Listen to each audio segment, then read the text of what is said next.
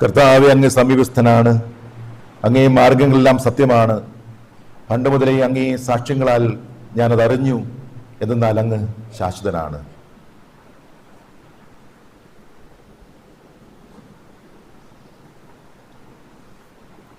പിതാവിന്റെയും പുത്രന്റെയും പരിശുദ്ധാത്മാവിന്റെയും നാമത്തിൽ നമ്മുടെ കർത്താവായ യേശു ക്രിസ്തുവിന്റെ കൃപയും പിതാവായ ദൈവത്തിന്റെ സ്നേഹവും പരിശുദ്ധാത്മാവിന്റെ സംസർഗവും നിങ്ങളുടെ കൂടെ ഉണ്ടായിരിക്കട്ടെ. പ്രിയ സഹോദരരെ, ഇന്ന് നമ്മൾ പ്രത്യേകമായിട്ടും ദൈവത്തിന്റെ അത്ഭുതകരമായ പ്രവചനം ആഗ്രഹിച്ചുകൊണ്ട് പ്രാർത്ഥിച്ചുകൊണ്ടിരിക്കുന്ന ഒരു ദിവസമാണ്. പ്രതീക്ഷയോടെ കാത്തിരിക്കുന്ന ഒരു സമൂഹത്തിന്റെ മേലാണ് ദൈവത്തിന്റെ അനുഗ്രഹം ഉണ്ടാകുക എന്ന് നമുക്ക് മനസ്സിലായി. കൊരിന്ത്യർ 1 ലേഖനത്തിൽ 14-ാം അധ്യായം 1-ാമത്തെ വചനത്തിൽ നമ്മൾ വായിച്ചത് കേട്ടതാണ്. സഹോദരരെ, നിങ്ങൾ ആത്മീയ വരങ്ങൾക്ക് വേണ്ടി, പ്രത്യേകിച്ചും പ്രവചനവരത്തിന് വേണ്ടി തീക്ഷ്ണതയോടെ അപേക്ഷിച്ച് പ്രാർത്ഥിക്കണം, തീവ്രമായിട്ട് പ്രാർത്ഥിക്കണമെന്ന്. കാരണം എല്ലാ ജനങ്ങളും ഇതെല്ലാം ഉൾക്കൊള്ളണമെന്ന് ദൈവം ആഗ്രഹിക്കുന്നുണ്ട്. ദൈവത്തിന്റെ ആഗ്രഹമാണിത്. അതുകൊണ്ട് തന്നെ നമുക്ക് പലപ്പോഴും ഈ ദൈവത്തിന്റെ ആഗ്രഹം മനസ്സിലാക്കാൻ നമുക്ക് സാധിക്കാതെ പോയത് കൊണ്ട് നമ്മുടെ ജീവിതത്തിൽ ദൈവം നൽകുന്ന പല നന്മകളും സ്വീകരിക്കാൻ പറ്റിയിട്ടില്ല. ഹോസിയ പ്രവാചകന്റെ പുസ്തകത്തിൽ 4-ാം അധ്യായത്തിൽ നമ്മൾ വായിക്കുന്ന കാര്യമാണ്, എന്റെ ജനം അജ്ഞത നിമിത്തം നശിക്കുന്നു. അറിവില്ലാത്തത് കൊണ്ട് ദൈവം നൽകാൻ ആഗ്രഹിക്കുന്ന പല കാര്യങ്ങളും നേടാൻ സാധിക്കാതെ പോകുന്നുണ്ട്. ദൈവികമായിട്ടുള്ള കൃപകള്, വരങ്ങള്, ദാനങ്ങള് സഭയുടെ നന്മയ്ക്ക് വേണ്ടി, ആത്മാക്കളുടെ രക്ഷയ്ക്ക് വേണ്ടി നമ്മളൊക്കെ സ്വീകരിക്കണമെന്ന് ദൈവം ആഗ്രഹിക്കുന്ന കാര്യമാണ്. പലപ്പോഴും അത് ചോദിക്കാതെ ദൈവത്തിന് നൽകാൻ സാധിക്കാത്തത് കൊണ്ട് ദൈവത്തിന്റെ പദ്ധതികൾ, നമ്മളിലൂടെ നിറവേറേണ്ട പദ്ധതികൾ ഇല്ലാതായിപ്പോയിട്ടുണ്ട്. അതിനെല്ലാം നമുക്ക് ഓർത്ത് മാപ്പ് ചോദിക്കാം. കർത്താവേ, അങ്ങയുടെ കൃപയിൽ വളരാൻ, അങ്ങയുടെ രക്ഷ ലോകത്തിന്റെ അതിർത്തി വരെ എത്തിക്കാനായിട്ട് അങ്ങനെ നിയോഗിക്കുമ്പോൾ അതിന് തടസ്സമായിട്ട് നിൽക്കുന്ന എൻ്റെ എല്ലാ പാപത്തിന്റെ അവസ്ഥകളുണ്ട്. ദൈവത്തെ അറിയാത്ത ആ പാപത്തിന്റെ അവസ്ഥ, ദൈവത്തിന്റെ ഹിതം മനസ്സിലാക്കാത്ത ആ പാപത്തിന്റെ അവസ്ഥയിൽ നിന്നൊക്കെ എനിക്ക് മോചനം നൽകണമേ. അത് പാപം തന്നെയാണ്. ദൈവം നമ്മളെ കുറിച്ച് പ്രതീക്ഷിക്കുന്നത്, നമ്മുടെ ജീവിതത്തിൽ നമ്മൾ നിറവേറ്റാതിരിക്കുന്നത് അതൊരു പാപമാണെന്നുള്ള ഒരു ബോധ്യത്തോടെ കർത്താവ് തിരുസന്നിധിയിൽ അതെല്ലാം ഏറ്റുപറഞ്ഞുകൊണ്ട്, കർത്താവെ എന്നോട് ക്ഷമിക്കണമേ, അങ്ങയുടെ കൃപയ്ക്ക് യോഗ്യയായി തീരുവാൻ അതുവഴിയായിട്ട് അങ്ങനെ രക്ഷയുടെ ഒരു ഉപകരണമായിട്ട് മാറാനായിട്ട് എന്നെ സഹായിക്കണം എന്നുള്ള പ്രാർത്ഥനയോടെ നമ്മുടെ പാപങ്ങൾ ഏറ്റുപറഞ്ഞ് കർത്താവിന്റെ തിരുസന്നിധിയിൽ മാപ്പ് ചോദിച്ച് നമുക്ക് പ്രാർത്ഥിക്കാം.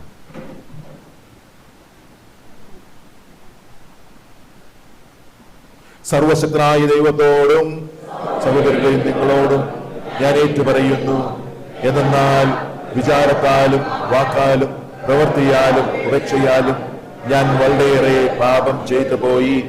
എന്റെ പിഴ, എന്റെ വലിയ പിഴ. ആകയാൽ നിത്യകന്യകയായ പരിശുദ്ധ മറിയത്തോടും എല്ലാ മാലാഖന്മാരോടും വിശുദ്ധരോടും സഹോദരരെ നിങ്ങളോടും ഞാൻ അപേക്ഷിക്കുന്നു, എനിക്ക് വേണ്ടി നമ്മുടെ കർത്താവായ ദൈവത്തോട് പ്രാർത്ഥിക്കണമേ.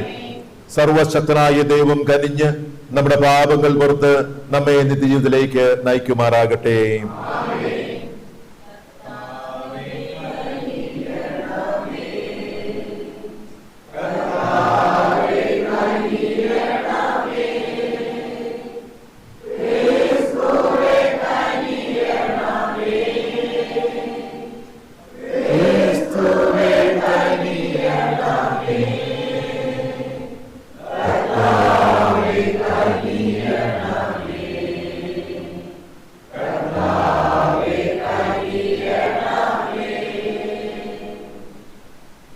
നമുക്ക് പ്രാർത്ഥിക്കാം.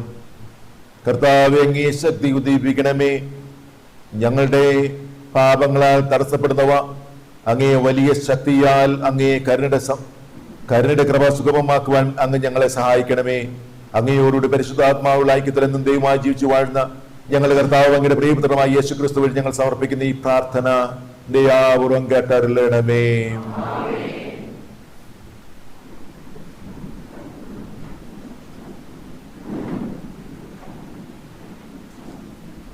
പ്രവാചകന്റെ പുസ്തകത്തിൽ നിന്ന്, നിന്റെ ദൈവവും കർത്താവുമായി ഞാൻ നിന്റെ വലതു കൈ പിടിച്ചിരിക്കുന്നു. ഞാനാണ് പറയുന്നത്, ഭയപ്പെടേണ്ട, ഞാൻ നിന്നെ സഹായിക്കും. കർത്താവ് അരുളി ചെയ്യുന്നു, കൃമിയായ യാക്കോബേ, ഇസ്രായേലിനെ ഭയപ്പെടേണ്ട, ഞാൻ നിന്നെ സഹായിക്കും.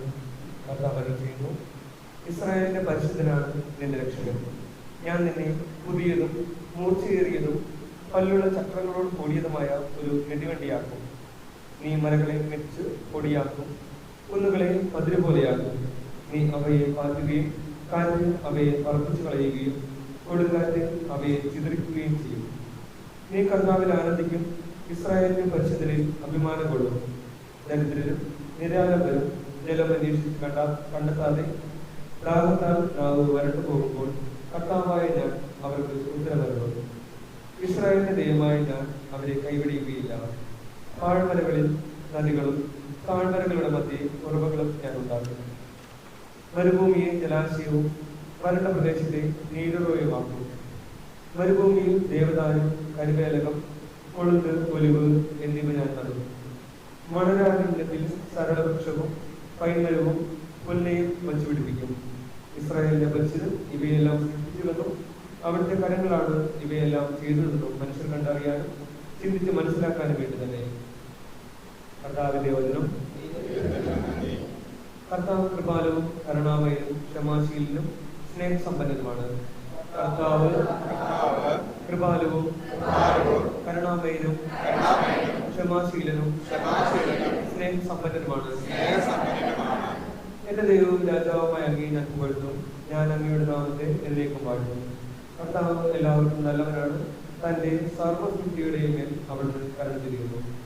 കർത്താവ് കൃപാലുവും കരുണാമയനും ക്ഷമാശീലനും സ്നേഹസമ്പന്നനുമാണ്. കർത്താവെ, അവിടുത്തെ എല്ലാ സൃഷ്ടികളും അവിടുത്തെ കൃതജ്ഞരായിരിക്കും. അവിടുത്തെ വിശുദ്ധർ അങ്ങേ വാഴ്ത്തും. അവിടുത്തെ രാജ്യത്തിന്റെ മഹത്വത്തെ പറ്റി അവർ സംസാരിക്കും. അവിടുത്തെ ശക്തിയെ അവർ വർണ്ണിക്കും. കർത്താവ് കൃപാലുവും കരുണാമയനും ക്ഷമാശീലനും സ്നേഹസമ്പന്നനുമാണ്. അവിടുത്തെ ശക്തമായ പ്രവൃത്തികളും അവിടുത്തെ രാജ്യത്തിന്റെ മഹത്വപൂർണമായ പ്രതാപവും മനുഷ്യമക്കളെ അവർ അറിയിക്കും. അവിടുത്തെ രാജ്യത്വം ശാശ്വതമാണ്. അവിടുത്തെ ആധിപത്യം തലമുറകളോളം നിലനിൽക്കുന്നു. കർത്താവ് വാഗ്ദാനങ്ങളിൽ വിശ്വസ്തനും പ്രവൃത്തികളിൽ കാരുണ്യവാനുമാണ്. കർത്താവ് കൃപാലുവും കരുണാമയനും ക്ഷമാശീലനും സ്നേഹസമ്പന്നനുമാണ്.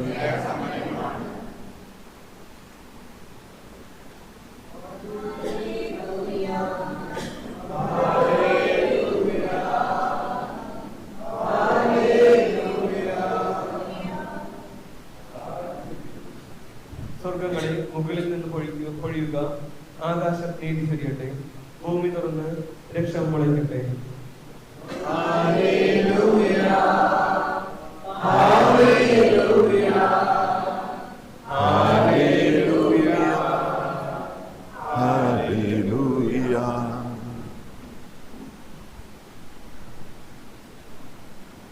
കർത്താവ് നിങ്ങളോടുകൂടെ. വിശുദ്ധ മത്തായി എഴുതിയ സുവിശേഷത്തിനുള്ള വായന.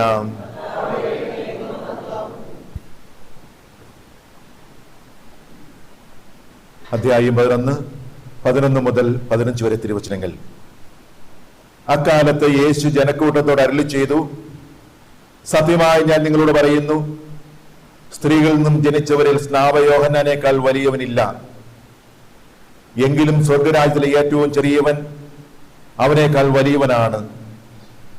സ്നാപയോഹന്നാന്റെ നാളുകൾ മുതൽ ഇന്നുവരെ സ്വർഗരാജ്യം ബലപ്രയോഗത്തിന് വിഷയമായിരിക്കുന്നു. ബലവാന്മാർ അത് പിടിച്ചെടുക്കുന്നു. യോഹന്നാൻ വരെ സകല പ്രവാചകന്മാരും നിയമവും പ്രവചനം നടത്തി. നിങ്ങൾ സ്വീകരിക്കാൻ തയ്യാറാണെങ്കിൽ ഇവരാണ് വരാനിരിക്കുന്ന ഏലിയ. കർത്താവിന്റെ സുവിശേഷം.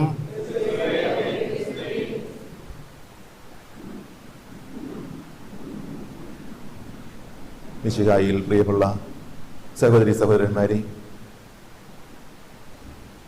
വിശുദ്ധ മത്തായിയുടെ സുവിശേഷത്തിലെ 11-ാം അധ്യായത്തിലെ 11-ാമത്തെ വചനം ഒരുപക്ഷെ ഏറ്റവും വിപ്ലവകരമായിട്ടുള്ള, പഴയ നിയമത്തിലും പുതിയ നിയമത്തിലും ഒരുപക്ഷെ ഏറ്റവും കൂടുതൽ മനുഷ്യനെ അത്ഭുതപ്പെടുത്തുന്ന ഒരു വചനമാണത്.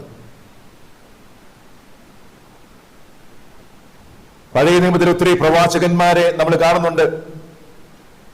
വലിയ ശ്രേഷ്ഠന്മാരായിട്ടുള്ള ഒരു മഹാമേരുക്കളായിട്ടുള്ള വലിയ പ്രവാചകന്മാര്, മോശ, ഏലിയ, അല്ലെങ്കിൽ എസക്കിയേല്, എലീഷ, ജെറമിയ, യേശയ്യ, അങ്ങനെ വലിയ വലിയ പ്രവാചകന്മാരെ നമ്മൾ കാണുന്നുണ്ട്. മൈനറായിട്ട് കുറെ പ്രൊഫറ്റ്സ് ഉണ്ട്. ഇവരൊക്കെയും അതിശ്രേഷ്ഠരായിട്ടുള്ള വ്യക്തികളാണ് എന്ന് ദൈവത്തിന്റെ വചനം നമ്മളെ ഓർമ്മിപ്പിക്കുന്നുണ്ട്. എന്നിട്ട് കർത്താവ് അവരെ കുറിച്ച് കുറെ കാര്യങ്ങളൊക്കെ ഒരുപക്ഷെ കർത്താവിന്റെ മനസ്സിലുണ്ട്. എന്നിട്ടും അടുത്തൊരു വാചകത്തിൽ, ഒരേ വാചകത്തിൽ പറയുകയാണ്, സ്നാപയോഹന്നാൻ ഇവരെക്കാളൊക്കെ ശ്രേഷ്ഠനാണ്. സ്നാപയോഹന്നാൻ ഇവരെക്കാളൊക്കെ ശ്രേഷ്ഠനാണ്. മോശയെ നമ്മളൊന്ന് പരിശോധിച്ച് നോക്കിയാൽ നമുക്ക് മനസ്സിലാക്കാനായിട്ട് സാധിക്കും. ഇസ്രായേൽ ജനത്തെ ഈജിപ്തിന്റെ അടിമത്തിൽ നിന്ന് മോചിപ്പിക്കാൻ വേണ്ടിയിട്ട് എത്രയോ വലിയ അത്ഭുതങ്ങൾ പ്രവർത്തിച്ചവനാണ്. തന്റെ വടി നീട്ടിക്കൊണ്ട് കടലിൽ വിഭജിച്ചവനാണ്. മരുഭൂമിയിൽ മന്ന പെയ്ച്ചു കൊടുത്ത് അപ്പം വർദ്ധിപ്പിച്ചു കൊടുത്തവനാണ്. ദൈവമായിട്ട് മുഖാഭിമുഖം സംസാരിച്ചുകൊണ്ട് 40 ദിവസം ചെലവഴിച്ച് അവിടുത്തെ കൽപ്പന സ്വീകരിച്ച് കൽപ്പനയുമായിട്ട് ഇറങ്ങി വന്ന് അവർക്ക് കൽപ്പന കൊടുത്തവനാണ്. ഇത്രയും ശ്രേഷ്ഠനായ ഈ മോശയെ കുറിച്ച് പറയുന്ന കാര്യം എന്താണ്? ഇതിനേക്കാളും ശ്രേഷ്ഠനാണ് സ്നാപയോഹന്നാൻ എന്നാണ് പറയുന്നത്. മോശയെക്കാളും ഇത്രയൊക്കെ ചെയ്ത ഈ മോശയെക്കാളും ശ്രേഷ്ഠനാണ് സ്നാപയോഹന്നാൻ. ഒരത്ഭുതവും പ്രവർത്തിച്ചില്ല. വലിയ 10 അത്ഭുതങ്ങളിലൂടെ ദൈവത്തിന് വിമോചനം സാധ്യമാക്കിയ ഈ മോശയെക്കാളും ശ്രേഷ്ഠനായിട്ട് കണക്കാക്കിയതാണ് സ്നാപയോഹന്നാൻ. ഏലിയയെ കുറിച്ച് നമുക്ക് ചിന്തിച്ചു നോക്കുക. എത്രയോ വലിയ അത്ഭുതങ്ങളാണ് ചെയ്തത്.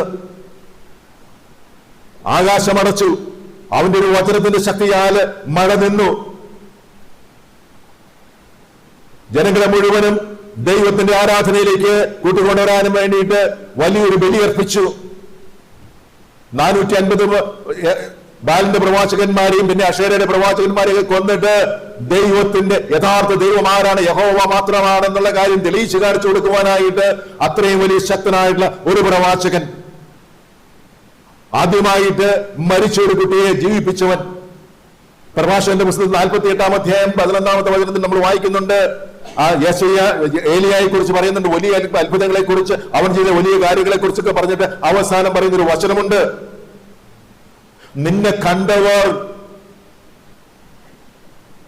നിന്റെ സാന്നിധ്യം അനുഭവിച്ചവർ അനുഗ്രഹീതരാണ്. നിന്നെ കണ്ടവർ അനുഗ്രഹീതരാണ്. നിന്റെ വചനം കേട്ടവർ അനുഗ്രഹീതരാണ്. അവർ ജീവിക്കും. യാക്കോബ് ശ്ലീഹയൊക്കെ പറയുന്ന ഒരു കാര്യമുണ്ട്, ഏലിയ നമ്മെ പോലൊരു മനുഷ്യനാണെന്ന് പറയാൻ കാരണം അത് എടുത്തു പറയേണ്ട ഒരു ആവശ്യമുണ്ടായിരുന്നു. കാരണം ഓരോ മനുഷ്യനും ചിന്തിക്കും, ഈ ഏലിയ ഒരു സാധാരണ മനുഷ്യനായിരുന്നോ? ഇത്രമാത്രം ശ്രേഷ്ഠമായുള്ള കാര്യങ്ങൾ ചെയ്ത ഒരു മനുഷ്യനെ ജീവിപ്പിക്കുക എന്നത് ചരിത്രത്തിൽ കേട്ടിട്ടില്ല. മരിച്ച ഒരു ആള് ജീവിക്കുക എന്നുള്ളത് ചരിത്രത്തിൽ ഒരിക്കലും ഉണ്ടാകാത്ത സംഭവം. പക്ഷെ ഇവനത് വിശ്വസിച്ചുകൊണ്ട് അത്ഭുതം പ്രവർത്തിച്ചു. അതുകൊണ്ടാണ് ഇത്രമാത്രം വലിയ ജ്വലിക്കുന്ന അഗ്നിഗോളമായിട്ടാണ് സഭാപിതാക്കന്മാരൊക്കെ അദ്ദേഹത്തെ കുറിച്ച് പറയുന്നുണ്ട്, ഒരു ജ്വലിക്കുന്ന അഗ്നിഗോളമായിട്ട് മാറി എന്നാണ് പറയുന്നത്. അങ്ങനെ ആത്മീയരേതത്തിലേക്ക് സ്വർഗത്തിലേക്ക് മരണമില്ലാതെ എടുക്കപ്പെട്ട ഒരു മനുഷ്യനെ കുറിച്ച് പ്രത്യേകിച്ച് എടുത്തു പറയേണ്ടതായിട്ട് വന്നു. ഈ ഏലിയ നമ്മെ പോലൊരു മനുഷ്യൻ മാത്രമായിരുന്നു എന്ന്. കാരണം അല്ലെങ്കിൽ ആരും വിശ്വസിക്കില്ല. എലീഷായെ കുറിച്ച് നമ്മൾ വീണ്ടും മനസ്സിലാക്കാം. അവൻ മരിച്ചു കഴിഞ്ഞിട്ടും അവന്റെ അസ്ഥികളിൽ ഒരു മൃതശരീരം തൊട്ട് കഴിഞ്ഞപ്പോൾ ആ മൃതശരീരത്തിന് പോലും ജീവൻ കിട്ടി. രണ്ടുപേരെ ഉയർപ്പിക്കാനായിട്ടുള്ള കാര്യം. മരിച്ചു കഴിഞ്ഞ് നാളുകൾ ഏറെ കഴിഞ്ഞിട്ടാണ് അവന്റെ മൃതശരീരത്തിലൂടെ ഒരു മനുഷ്യനെ മറ്റൊരു മനുഷ്യനെ മരിച്ച ഒരു മനുഷ്യനെ ഉയർപ്പിക്കാൻ മാത്രമുള്ള അത്രയും വലിയ അഭിഷേകമുണ്ടായിരുന്ന, വലിയ ശക്തി ഉണ്ടായിരുന്ന ഒരു മനുഷ്യൻ. എന്നിട്ടും സ്നാപയോഹന്നാൻ ഈ ഏലിയയെക്കാളും എലീഷയെക്കാളും ഒക്കെ വലുതായിരുന്നു എന്ന് കർത്താവ് സാക്ഷ്യപ്പെടുത്തുന്നു. ആൽഫയും ഒമേയും ജീവിക്കുന്ന ദൈവത്തിന്റെ വചനമായ കർത്താവായ യേശു സാക്ഷ്യപ്പെടുത്തുന്ന കാര്യമാണ്. ഈ സ്നാപയോഹന്നാനേക്കാളും അല്പം താഴെയായിരുന്നു ഏലിയായും എലീഷായും ഒക്കെ.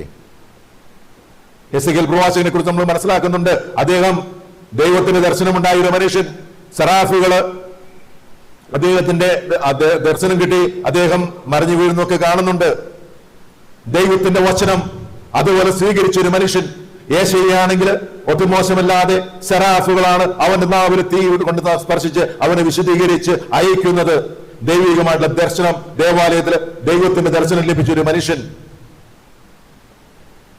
ജെറമിയ എസെക്കിയേൽ ഇവരെ കുറിച്ച് ഒക്കെ പറയുന്നത്, എന്നിട്ടും ഇവരെക്കാളും ഒക്കെ ശ്രേഷ്ഠനായിട്ടുള്ള ഒരു വ്യക്തിയായിട്ടാണ് സ്നാപയോഹന്നാൻ എന്നുള്ള ഒരു മനുഷ്യനെ കുറിച്ച് പറയുന്നത്. കാരണം നമുക്കറിയാം, ജോൺ പോൾ മാർപ്പാപ്പയും അതുപോലെ തന്നെ സഭാപിതാക്കന്മാർക്ക് പറയുന്ന കാര്യമുണ്ട്, ഇദ്ദേഹം ഈ സ്നാപയോഹന്നാൻ യേശുവിനോട് ഏറ്റവും അടുത്തിരുന്ന ഒരു മനുഷ്യനാണ്. മോശ ദൈവത്തിന്റെ വചനം ചൂണ്ടിക്കാണിച്ചു കൊടുത്തപ്പോൾ ഇതാണ് ലോകത്തിന്റെ പാപം നീക്കും ദൈവത്തിന്റെ കുഞ്ഞാണ് എന്ന് മനസ്സിലാക്കി കൊടുത്ത, ചൂണ്ടിക്കാണിച്ചു കൊടുക്കാൻ മാത്രമുള്ള ശ്രേഷ്ഠ ഒരു വ്യക്തി. മറ്റുള്ളവരെല്ലാവരും ഒരു സ്നാനത്തെ കുറിച്ച് പ്രസംഗിച്ചപ്പോൾ ദൈവിക്കുന്ന ദൈവത്തിന്റെ ആ വചനത്തിന് സ്നാനം നൽകിയ ഒരു മനുഷ്യൻ. മറ്റെല്ലാവരും ചൂണ്ടിക്കാണിച്ചു കൊടുത്തത് ഇവൻ തൊട്ട് കാണിച്ചു കൊടുത്തു യേശുവിനോട് ഏറ്റവും അടുത്തിരുന്ന ഒരു മനുഷ്യൻ. അതുകൊണ്ടാണ് സ്നാപയോഹന്നാൻ ഇവരെക്കാളുമൊക്കെ ശ്രേഷ്ഠനായിട്ട് മാറുന്നത്. എല്ലാ പ്രവാചകന്മാരെക്കാളും ശ്രേഷ്ഠനായ ആ ഒരു മനുഷ്യനായിട്ട് സ്നാപയോഹന്നാനെ കർത്താവ് കാണിച്ചു കൊടുക്കുന്നത്. എന്നിട്ട് അതേ ശ്വാസത്തില് ഈ സ്നാപയോഹന്നാൻ മോശയെക്കാളും ഏലിയേക്കാളും എസെക്കിയേലിനേക്കാളും ഒക്കെ വലുതായിരുന്നു എന്ന് പറഞ്ഞ അതേ ശ്വാസത്തില് അടുത്തൊരു വചനം പറയുകയാണ്, സ്വർഗരാജ്യത്തിലെ ഏറ്റവും നിസ്സാരനായ ഒരു മനുഷ്യൻ ഈ സ്നാപയോഹന്നാനേക്കാളും ശ്രേഷ്ഠനാണ്. ഹല്ലേലൂയ, ഹല്ലേലൂയ എന്ന് പറഞ്ഞാല് മാമൂസ സ്വീകരിച്ച ഒരു കുട്ടി, അല്ലെങ്കിൽ ഒരു കുമ്പസാരക്കൂട്ടിൽ നിന്നും തിരികെ മടങ്ങി വരുന്ന ഒരു മനുഷ്യൻ, ഒരു ജപമാല അർപ്പിച്ചുകൊണ്ടിരിക്കുന്ന ഒരു സ്ത്രീ, ഇവരൊക്കെ ഈ സ്നാപയോഹന്നാനേക്കാളും ശ്രേഷ്ഠരാണ് എന്ന്. തീർച്ചയായിട്ടും നമ്മൾ പലപ്പോഴും ചോദിക്കുന്ന ഒരു കർത്താവേ, ഏലിയായി കിട്ടുന്നതിന്റെ പകുതി വിഷയം ഞങ്ങൾക്ക് നൽകണമേ. ഏലിയെ എന്താ നമ്മളെ നോക്കിയിട്ട് പറയുക, മോശ എന്താ നോക്കിയിട്ട് പറയുക, കർത്താവ് ആയിരിക്കുന്ന ജോൺ അല്ലെങ്കിൽ ലിലി, അത് ആരെങ്കിലും ആയിക്കൊള്ളട്ടെ, മേരി, അവരുടെ അഭിഷേകം കർത്താവ് എനിക്ക് കിട്ടിയിട്ടില്ലല്ലോ, ഞാൻ ജീവിച്ചിരുന്ന കാലത്ത് എനിക്കൊരു ഭാഗ്യം ഉണ്ടായിട്ടില്ലല്ലോ. മോശ എന്താ പറയുന്നത്, ഞാൻ ഈ കൽപ്പലകയുമായിട്ട് താഴേക്ക് ഇറങ്ങി വന്നിട്ടുള്ളൂ, ഈ കൽപ്പലകയെ പറ്റിയുള്ള ഈ വാഗ്ദാന പേടകവുമായിട്ടാണ് ഞാൻ നടന്നത്. ജോഷു എന്താ പറയുന്നത്, ഞാൻ അത്ഭുതം പ്രവർത്തിച്ചിട്ടുണ്ട്, ഞാൻ നദിയെ വിഭജിച്ചിട്ടുണ്ട്, സൂര്യനോട് പറഞ്ഞു നിശ്ചലമായിട്ട് നിൽക്കാൻ പറഞ്ഞു, പക്ഷേ ദൈവമേ എനിക്ക് ഇവർക്ക് ഈ ഭാഗ്യമൊന്നും എനിക്ക് കിട്ടിയിട്ടില്ലല്ലോ. ജോഷു പറയുന്ന കാര്യം ഇതാണ്, എനിക്ക് ഈ ഭാഗ്യം, ഇവന് കിട്ടിയ ഈ ഭാഗ്യം. സൂര്യനെ നിശ്ചലമാക്കിയവനാണ്, ഒരു യുദ്ധം ചെയ്യാതെ തന്നെ വെറുതെ കർത്താവിനെ സ്തുതിച്ചുകൊണ്ട് ജെറിക്കോ കീഴടക്കിയ മനുഷ്യനാണ്. നീ കടന്നു ചെല്ലുന്ന എല്ലായിടങ്ങളിലും നിന്റെ കാല് കുത്തുന്ന എല്ലായിടങ്ങളും നിനക്ക് അധീനമായിരിക്കുമെന്ന് പറഞ്ഞുകൊണ്ട് അത്രമാത്രം യുദ്ധവീരനായിട്ട് ദൈവം അഭിഷേകം ചെയ്ത ആ മനുഷ്യൻ നമ്മളെ നോക്കിയിട്ട് പറയുന്ന കാര്യം എന്തായിരിക്കും, ദൈവമേ ഇത്രയും ഭാഗ്യം എനിക്ക് കിട്ടിയിട്ടില്ലല്ലോ. ദൈവരാജ്യത്തിലെ ഏറ്റവും ചെറിയവൻ ഈ സ്നാപയോഹന്നാനേക്കാളും ജോഷുവേക്കാളും മോശയെക്കാളും ഏലിയേക്കാളും ഒക്കെ ശ്രേഷ്ഠനാണ് എന്ന് ആരാ പറഞ്ഞിരിക്കുന്നത്? ജീവിക്കുന്ന മനുഷ്യനായി അവതരിച്ച കർത്താവായ യേശു തന്നെ പറഞ്ഞിരിക്കുന്നത്. കാരണം എന്താ, മോശയ്ക്ക് നോക്കുമ്പോൾ കൽപ്പലക ചുവന്നു കൊണ്ടുവന്നവനാണ്. ഞാൻ ദൈവത്തിന്റെ കൽപ്പനയെടുത്ത് ആ കൽപ്പലക എഴുതി ചുവന്നുകൊണ്ട് ആ വാഗ്ദാന പേടകത്തിൽ കൊണ്ട് വെച്ചവനാണ്. പക്ഷെ നമ്മളെ സംബന്ധിച്ചിടത്തോളം മോശ നോക്കുമ്പോൾ എന്താ സംഭവിക്കുന്നത്, ഇതാ ജീവിക്കുന്ന ആ കൽപ്പന നൽകിയ ദൈവം വസിക്കുന്നവരായിട്ട് നമ്മളെ മോശ കാണുന്നുണ്ട്. അതുകൊണ്ടാണ് അവർക്ക് നമ്മൾ നോക്കുമ്പോൾ തീർച്ചയായിട്ടും ഒരുപക്ഷെ അസൂയ പോലും തോന്നുന്ന ഒരവസ്ഥയുണ്ട്. ജോഷു എന്താ ചിന്തിക്കുന്നത്, ഞാൻ ഈ വാഗ്ദാന പേടകം ചുവന്ന നടന്നത്, കൃപാസനം അതിനകത്ത് ഉണ്ടായിരുന്ന കാര്യങ്ങൾ, വാഗ്ദാന പേടകത്തിൽ കൃപാസനം ഉണ്ടായിരുന്നു, അല്ലെങ്കിൽ മന്നയുണ്ടായിരുന്നു, അതുമല്ലെങ്കിൽ ഈ കൽപ്പലക ഉണ്ടായിരുന്നു. പക്ഷേ ഇതിനേക്കാളും വലിയ ജീവിക്കുന്ന ദൈവത്തിന്റെ കൂടാരങ്ങളായിട്ട് നടക്കുന്ന ഈ മനുഷ്യര് എത്രയോ ഭാഗ്യപ്പെട്ടവരാണ് എന്ന് ജോഷു നമ്മളെ നോക്കിക്കൊണ്ട് ചോദിക്കുന്ന ഒരു ചോദ്യമാണ്. ദൈവരാജ്യത്തിലെ ഏറ്റവും ചെറിയവൻ, ആത്മാവിന്റെ നിറവുള്ള ഒരു മനുഷ്യൻ, പരിശുദ്ധാത്മാവ് മുദ്ര കുത്തിയിരിക്കുന്ന ഒരു മനുഷ്യനെ നോക്കിയിട്ട് അവരൊക്കെ പറയുന്ന കാര്യം എന്താണ്, ഇതാ പ്രവാചകനായിട്ട് ഞാനൊരു പ്രവാചകൻ മാത്രം എന്തെങ്കിലും ചെറിയ കാര്യങ്ങളൊക്കെ കർത്താവിനെ കുറിച്ച് പറഞ്ഞിട്ടുണ്ട്. പക്ഷെ ഇതാ ആ പ്രവാചകന്റെ അഭിഷേകം സ്വീകരിച്ചവൻ, പൗരോഹിത്യത്തിന്റെ അഭിഷേകം സ്വീകരിച്ചവൻ, കർത്താവായ യേശുവിന്റെ രാജകീയ പൗരോഹിത്യം സ്വീകരിച്ച വ്യക്തി, എത്രയോ വലിയ ഭാഗ്യമുള്ളവര്. പലപ്പോഴും ഇത് നമുക്ക് തിരിച്ചറിയാൻ പറ്റാത്തത് വലിയൊരു ഗതികേടാണ്. ഇത്രമാത്രം ആ ഓരോ പ്രവാചകനും നമ്മളെ നോക്കിക്കൊണ്ട് അവരുടെ മേഖലയിൽ നോക്കുമ്പോൾ അതിനേക്കാളും എത്ര ശ്രേഷ്ഠനാണ്.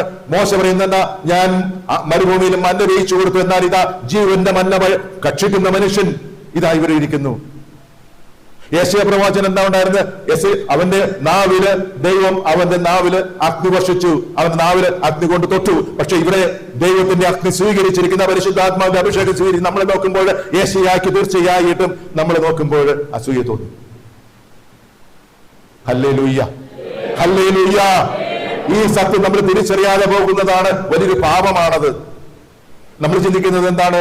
വിഗ്രഹാരാധന, അതുമല്ലെങ്കിൽ മോഷണം, അതുമല്ലെങ്കിൽ മറ്റു ചെറിയ പാപങ്ങൾ, ഇതൊക്കെയാണ് പാപം എന്നൊക്കെയാണ് ചിന്തിക്കുക. എന്നാൽ അതിലും വലിയ പാപമുണ്ട്. ദൈവം നമ്മളെ ആക്കിയിരിക്കുന്നത് നമ്മൾ തിരിച്ചറിയാതെ പോകുന്നത് വലിയൊരു പാപമാണ്. കാരണം ദൈവത്തിന്റെ ശുശ്രൂഷയാണ് അവിടെ തടസ്സപ്പെടുത്തുന്നത്. ദൈവത്തിന്റെ അനുഗ്രഹം പ്രാപിക്കാനായിട്ട് നമുക്ക് സാധിക്കാതെ വരുമ്പോൾ, ദൈവത്തിന്റെ കൃപകളിൽ നമ്മൾ അതിനെ തടസ്സപ്പെടുത്തുമ്പോൾ, ദൈവത്തിന്റെ മഹത്വം, സഭയുടെ നന്മയാണ് നമ്മൾ ഇല്ലാതാക്കുന്നത്. അത് തീർച്ചയായിട്ടും ഒരു പാപത്തിന്റെ ഒരു അവസ്ഥ തന്നെയാണ്. ചിലപ്പോൾ നമ്മൾ ചിന്തിക്കും, ഈ ദൈവം എന്നെ അനുഗ്രഹിച്ചു, ഞാൻ ദൈവത്തിന്റെ ആ വലിയ പ്രവാചകന്മാരെക്കാളും ഒക്കെ ദൈവം എന്നെ അഭിഷേകിച്ചതെന്ന് പറയുമ്പോൾ ഭയങ്കര അഹങ്കാരമായെങ്കിലോ എന്നാണ് പലപ്പോഴും നമ്മുടെ ചിന്ത വരുന്നത്. കാരണം പൊടിയും ചാരവുമാണ് എന്ന് നമ്മൾ പറയുന്നതാണ് എളിമ എന്നാണ് ചിലപ്പോഴൊക്കെ ചിന്തിക്കുക. ഞാൻ വെറും പൊടിയാണ്, ഞാൻ വെറും ചാരമാണ്, ഞാൻ ഒന്നുമില്ലാത്തവനാണ്. എന്നാൽ മറിയം പറഞ്ഞ കാര്യം എന്താണ്? എന്റെ ആത്മാവ് കർത്താവിനെ മഹത്വപ്പെടുത്തുന്നു, എന്റെ ചിന്തം രക്ഷകനായ ദൈവത്തിൽ ആനന്ദിക്കുന്നു. കാരണം എന്താണ്? ശക്തനായവൻ എനിക്ക് വലിയ കാര്യങ്ങൾ ചെയ്തിരിക്കുന്നു. എളിമ എന്നുള്ള വിശുദ്ധ കൊച്ചുത്രേസ്യ പറയുന്ന ഒരു കാര്യമുണ്ട്. എളിമ എന്നുള്ളത് എന്താ? സത്യമായിട്ട് അംഗീകരിക്കുക. കൊച്ചുത്രേസ്യ പറയുന്ന ഒരു വാക്കാണിത്. എനിക്ക് എളിമയുണ്ടെന്ന് എനിക്ക് അറിഞ്ഞുകൂടാ, പക്ഷേ ഞാൻ പറയുന്നത് സത്യമാണ്. അവർക്ക് ഒരു ബോധ്യമുണ്ടായിരുന്നു, ഞാൻ വിശുദ്ധിയാണ്. ജീവിച്ചിരിക്കുമ്പോൾ തന്നെ ഒരു ബോധ്യമുണ്ടായിരുന്നു, ഞാനൊരു വിശുദ്ധിയാണെന്ന്. പലരും ചിന്തിക്കും അത് ഭയങ്കര അഹങ്കാരമല്ലേ? ഞാനൊരു വിശുദ്ധിയാണെന്ന് പറയുന്നത് അഹങ്കാരമല്ലേ? പക്ഷെ കൊച്ചുത്രേസ്യ പറയുന്ന കാര്യം ഇതാണ് സത്യം. അതാണ് എളിമ. സത്യം അംഗീകരിക്കുന്നതാണ് എളിമ.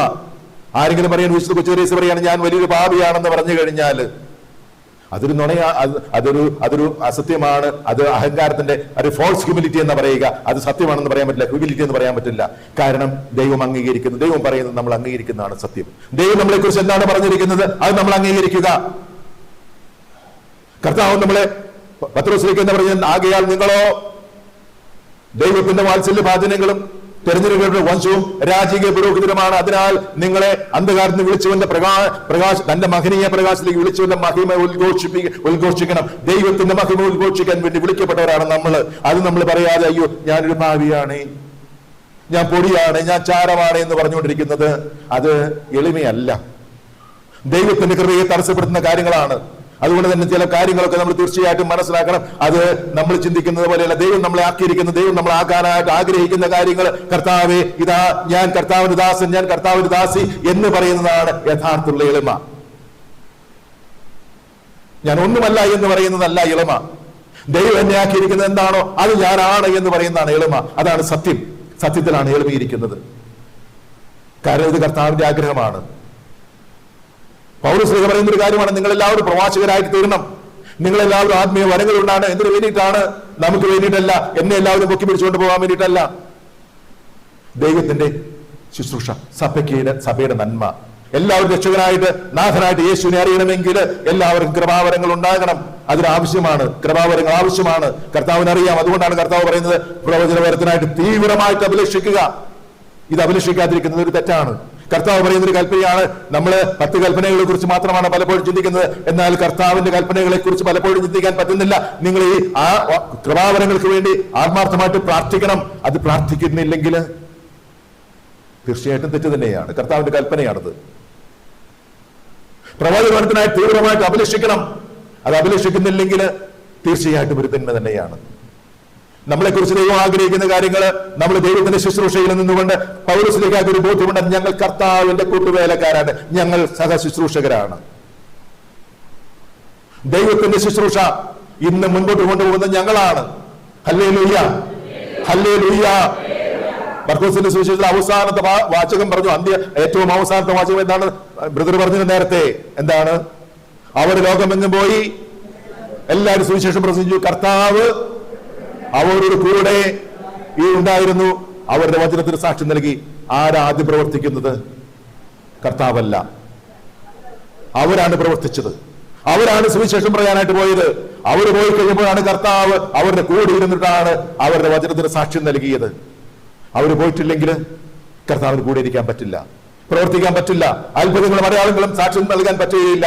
ഇത് അവര് പോയി.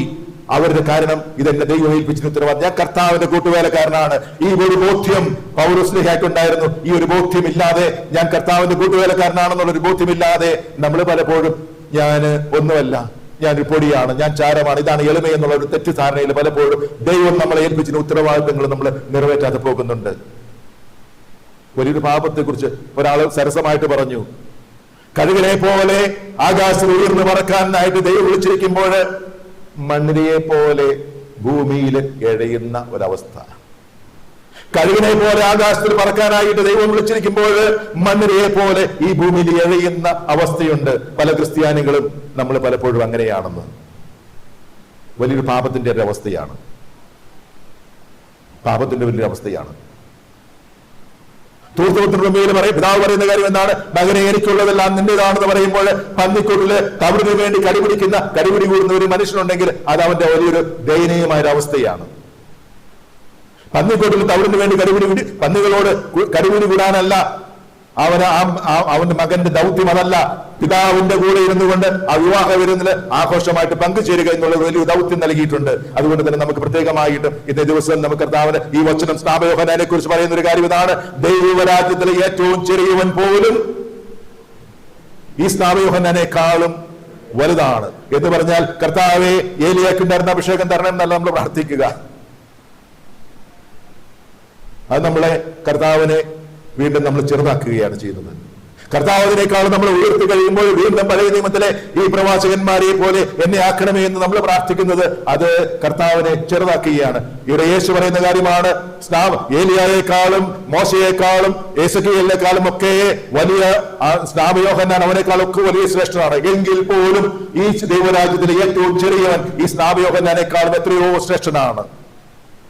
വീണ്ടും നമ്മൾ സ്നാപയോഹന്നാനെ പോലെ ആകാനല്ല, പഴയ നിയമത്തിന്റെ ഒരു പാലമാറ്റി നിന്ന, പഴയ നിയമത്തിനും പുതിയ നിയമത്തിനും പാലമാറ്റി നിന്ന സ്നാപയോഹന്നാൻ അവൻ ശ്രേഷ്ഠനായിരുന്നു. പഴയ നിയമത്തിലെ പ്രവാചകന്മാരെക്കാളും ഒക്കെ ശ്രേഷ്ഠനായിരുന്നു സ്നാപയോഹന്നാൻ. അതിനേക്കാളും എത്രയോ വലുതാണ് നമ്മളെ ദൈവമാക്കിയിരിക്കുന്ന അവസ്ഥ, ദൈവം നമ്മളെ ആക്കിയിരിക്കുന്ന അവസ്ഥ. ഇത് നമ്മൾ തിരിച്ചറിയുക, അതിന് നമ്മൾ ആ ഒരു മഹത്വത്തിൽ ജീവിക്കുക, ക്രിസ്ത്യാനിയുടെ മഹത്വത്തിൽ ജീവിക്കുക.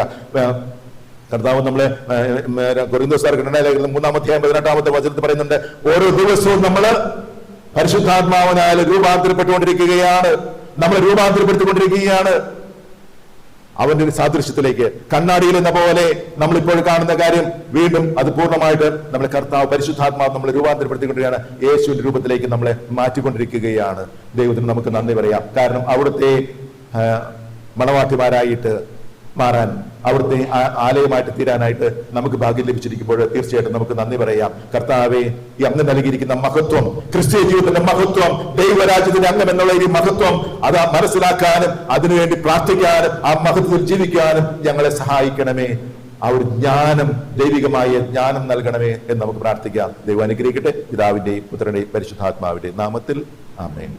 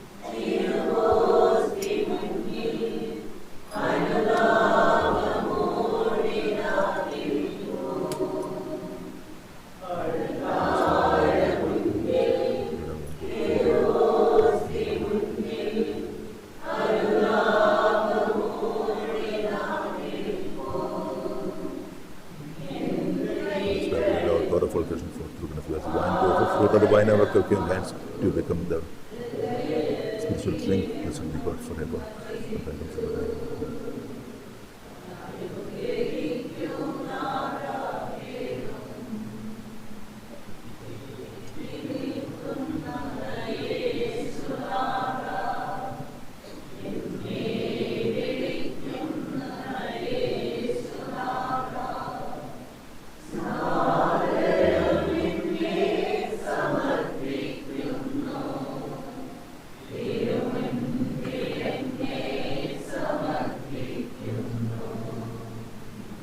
സഹോദരന്റെയും നിങ്ങളുടെ ബലി സർവ്വസ്വ അദ്ദേഹത്തിന്റെ തിരുമുമ്പിൽ സ്വീകാര്യമാകുവാൻ വേണ്ടി നിങ്ങൾ പ്രാർത്ഥിക്കുവിൻ.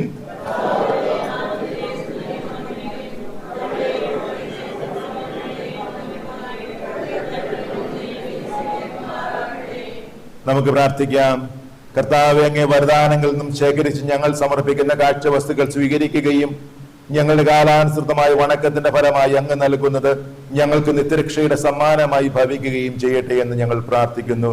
ഞങ്ങൾ കർത്താവായ ക്രിസ്തു വഴി ഞങ്ങൾ സമർപ്പിക്കുന്ന ഈ പ്രാർത്ഥന ദയാവരും കേട്ടരുളണമേ. കർത്താവ് നിങ്ങളോട് കൂടെ. ഹൃദയങ്ങൾ ഉയർത്തുവിൻ. നമ്മുടെ കർത്താവായ ദൈവത്തിൽ നിന്ന് പ്രകാശിപ്പിക്കാം.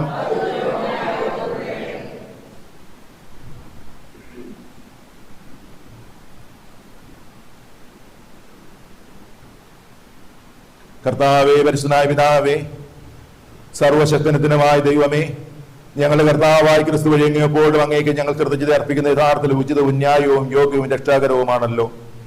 ഈ സമ്പൂജ്യമായ രഹസ്യത്തിന്റെ തിരുനാളിൽ അവിടുന്ന് ദിവ്യപ്രകൃതിയിൽ അദൃശ്യനാണെങ്കിലും ഞങ്ങളുടെ മനുഷ്യപ്രകൃതിയിൽ ദൃശ്യരൂപത്തിൽ പ്രത്യക്ഷനായി കാലങ്ങൾക്ക് മുൻപേ ജാതനാണെങ്കിലും കാലത്തിലായിരിക്കുവാൻ തുടങ്ങി.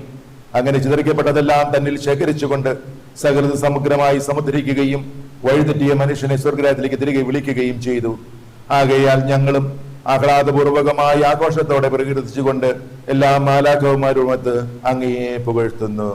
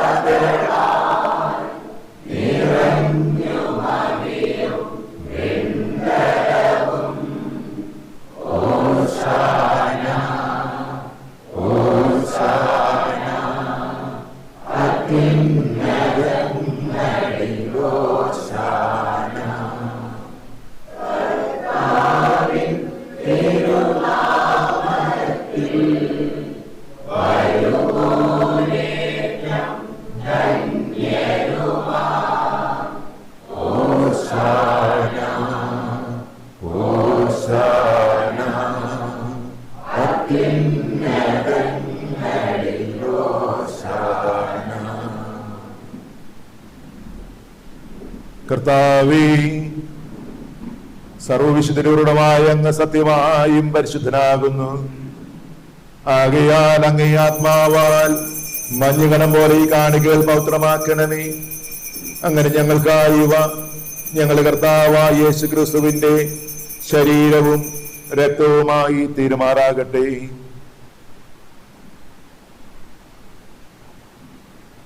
അവിടുന്ന് ഒറ്റുകൊടുക്കപ്പെട്ട സുമനസാലെ പീഡകൾ സഹിച്ചപ്പോൾ അപ്പമെടുത്ത് കൃതജ്ഞത പ്രകാശിപ്പിച്ച് മുറിച്ച് തന്റെ ശിഷ്യന്മാർക്ക് കൊടുത്തുകൊണ്ട് അരുൾ ചെയ്തു, എല്ലാവരും ഇതിൽ നിന്നും വാങ്ങി ഭക്ഷിക്കുവിൻ. എന്തെന്നാൽ ഇത് നിങ്ങൾക്ക് വേണ്ടി അർപ്പിക്കാനിരിക്കുന്ന എൻ്റെ ശരീരം ആകുന്നു.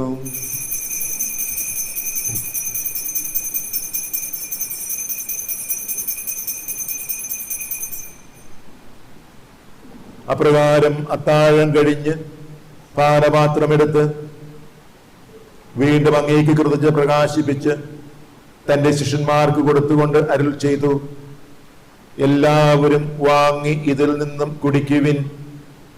എന്നാൽ ഇത് നിങ്ങൾക്ക് വേണ്ടിയും അനേകർക്ക് വേണ്ടിയും പാപമോചനത്തിനായി ചിന്തപ്പെടാനിരിക്കുന്ന എൻ്റെ രക്തത്തിന്റെ നവീനവും സനാതനവുമായ ഉടമ്പടിയുടെ പാനപാത്രമാകുന്നു. ഇത് നിങ്ങൾ എൻ്റെ ഓർമ്മയ്ക്കായി ചെയ്യുവിൻ.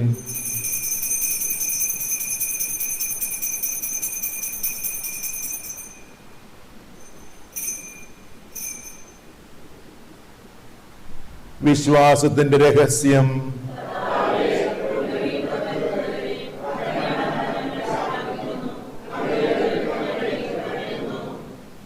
ആകയാൽ കർത്താവേ, അവിടുത്തെ മരണവും ഉയർപ്പും ഓർത്തുകൊണ്ട് അങ്ങേ തുരുമ്പിൽ നിൽക്കുന്നതിനും അങ്ങേ പരിചരിക്കുന്നതിനും അർഹരാക്കി തീർന്നതിന് ഞങ്ങൾ നന്ദി പറഞ്ഞുകൊണ്ട് ജീവന്റെ അപ്പവും രക്ഷയുടെ പാനപാത്രവും ഞങ്ങൾ അങ്ങേക്ക് അർപ്പിക്കുന്നു. ക്രിസ്തുവിന്റെ ശരീരത്തിലും രക്തത്തിലും പങ്കുചേരുന്ന ഞങ്ങളെ പരിശുദ്ധാത്മാവിൽ ഒന്നായി ചേർക്കണം താഴ്മയോടെ ഞങ്ങളെ അപേക്ഷിക്കുന്നു. കർത്താവേ, ലോകമെങ്ങും വ്യാപിച്ചതിന് അങ്ങേ സഭയെ ഓർക്കണമേ. ഞങ്ങളെ യോബനാരമ്മൻ പാപ്പയും ഞങ്ങളുടെ രൂപാധ്യക്ഷന്മാരെയും വൈദികണത്തെയും അങ്ങേ സ്നേഹത്തിന്റെ പൂർണ്ണത്തിലെത്തിക്കണമേ. ഉയർപ്പിന്റെ പ്രത്യാശുരന്തരവുള്ളത് ഞങ്ങളുടെ സഹോദരങ്ങളെയും അങ്ങേ കാരണത്തിൽ മരണമടഞ്ഞ ഞങ്ങൾ സകലരെയും അങ്ങ് ഓർക്കുകയും അങ്ങേ മുഖത്തിന്റെ പ്രകാശത്തിലേക്ക് അവരെ സ്വീകരിക്കുകയും ചെയ്യണമേ. ഞങ്ങൾ എല്ലാവരിലും കനിയണമെന്ന് ഞങ്ങൾ പ്രാർത്ഥിക്കുന്നു. അങ്ങനെ ദൈവമാതാവായ പരിശുദ്ധ കന്യാമറിയത്തോടും ആ കന്യകയുടെ ഭർത്താവായ ഭാഗ്യപ്പെട്ട യോസേഫിനോടും അനുഗ്രഹീതരായ അപ്പോസ്തലന്മാരോടും കാലാകാലങ്ങൾ അങ്ങേ പ്രസാദിച്ച എല്ലാ വിശുദ്ധന്മാരോടുമൊത്ത് നിത്യജീവനിൽ പങ്കുചേരുവാൻ ഞങ്ങളെ അർഹരാക്കുകയും അങ്ങേ പുത്രനായ യേശു ക്രിസ്തു വഴി ഞങ്ങൾ അങ്ങേ സ്തുതിക്കുകയും മഹത്വപ്പെടുത്തുകയും ചെയ്യുമാറാകട്ടെ. ക്രിസ്തുവിലൂടെ, ക്രിസ്തുവിനോട് കൂടെ, ക്രിസ്തുവിൽ തന്നെ സർവശക്തനായ ദൈവവും പിതാവുമായി അങ്ങേക്ക് പരിശുദ്ധാത്മാവുമായ ഐക്യത്തിൽ എല്ലാ ബഹുമതിയും മഹത്വവും എന്നും എന്നേക്കും.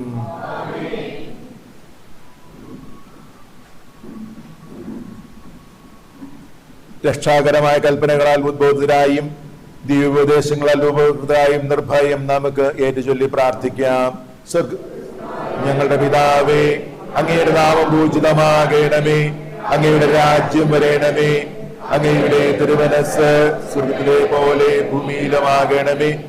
അന്നു വേണ്ട ആഹാരം ഇന്ന് ഞങ്ങൾക്ക് തരേണമേ. ഞങ്ങളോട് തെറ്റ് ചെയ്യുന്നവരോട് ഞങ്ങൾ ക്ഷമിക്കുന്നത് പോലെ ഞങ്ങളുടെ തെറ്റുകൾ ഞങ്ങളോട് ക്ഷമിക്കണമേ. ഞങ്ങളെ പ്രലോഭനത്തിൽ ഉൾപ്പെടുത്തരുതേ, തിന്മയിൽ ഞങ്ങളെ രക്ഷിക്കണമേ. കർത്താവ്, എല്ലാ തിന്മകളും ഞങ്ങളെ മോചിപ്പിക്കണമേ. ഞങ്ങളുടെ ദിനങ്ങളിൽ സമാധാനം കനിവാർ നൽകണമേ. അനുഗ്രഹപൂർണമായ പ്രത്യാശയും ഞങ്ങളുടെ രക്ഷകനായ യേശു ക്രിസ്തുവിന്റെ ആഗമനവും പ്രതീക്ഷിച്ചുകൊണ്ട് അങ്ങേ കരുണയുടെ സഹായത്താൽ ശക്തി പ്രാപിച്ച് ഞങ്ങളെപ്പോഴും പാപത്തിൽ നിന്ന് മോചിതരാവുകയും എല്ലാ വിപത്തുകളിൽ നിന്നും സുരക്ഷിതരാകുകയും ചെയ്യുമാറാകട്ടെ.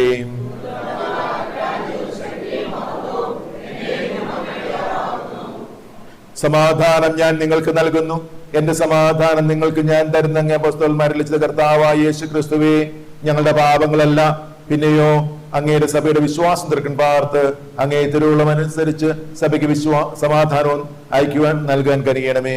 എന്നും ജീവിക്കുകയും വാഴുകയും അങ്ങ് ഈ പ്രാർത്ഥന കേട്ടറിയണമേ. കർത്താവിന്റെ സമാധാനം നിങ്ങളോട് എപ്പോഴും ഉണ്ടായിരിക്കട്ടെ. നിങ്ങൾ പരസ്പരം സമാധാനം ആശംസിക്കുവിൻ.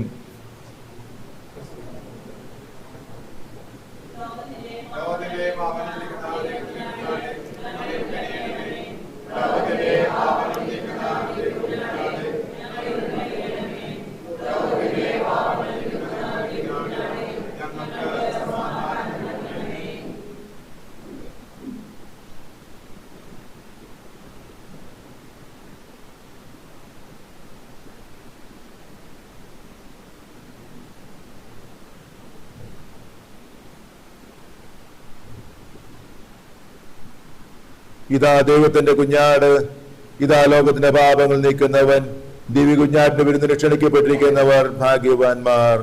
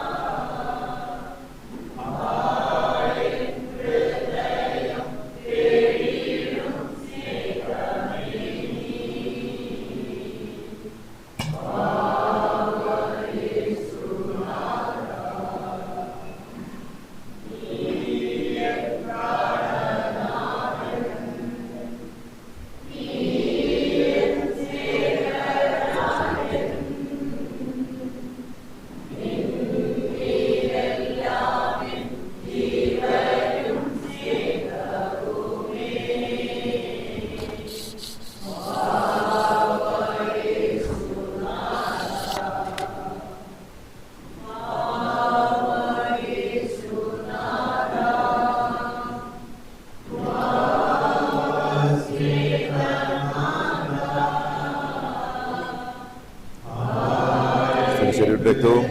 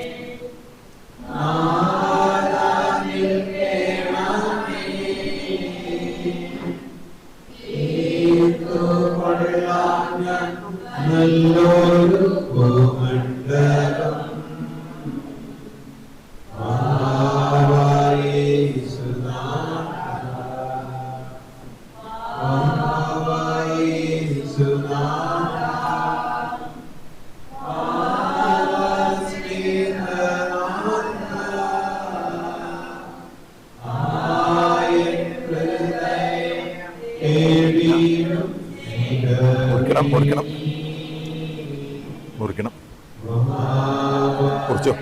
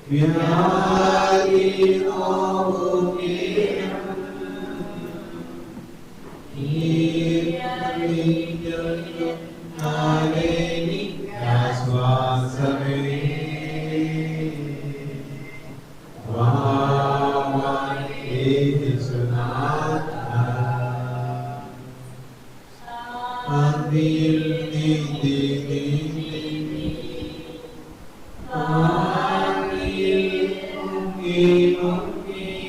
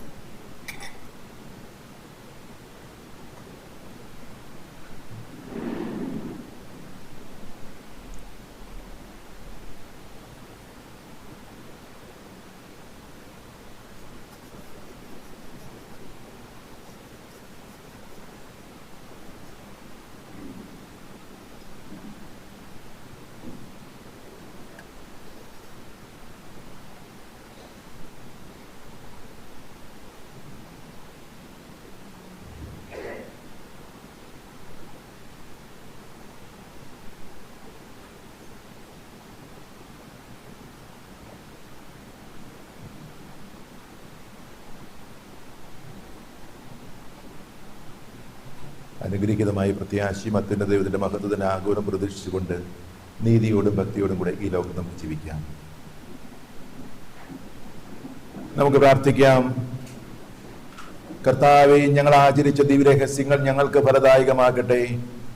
നശ്വരമായ വഴിയിൽ വച്ചിരിക്കുന്ന ഞങ്ങളെ ഇപ്പോൾ തന്നെ ഈ ദിവ്യരഹസ്യങ്ങളിലൂടെ സ്വർഗീയ കാര്യങ്ങളിൽ തൽപരരാകുന്നതിനും അനശ്വരമായവ മുറുകെ പിടിക്കുന്നതിനും പഠിപ്പിക്കണമേ. ഞങ്ങൾ കർത്താവായ ക്രിസ്തു വഴി ഞങ്ങൾ സമർപ്പിക്കുന്ന പ്രാർത്ഥന ദയാവരം കേട്ടറിയണമേ. കർത്താവ് നിങ്ങളോടുകൂടെ. സർവശക്തനായ ദൈവം പിതാവും പുത്രനും പരിശുദ്ധാത്മാവും നിങ്ങളെ അനുഗ്രഹിക്കട്ടെ. പോകുവിൻ, ദീപൂജ സമാപിച്ചിരിക്കുന്നു.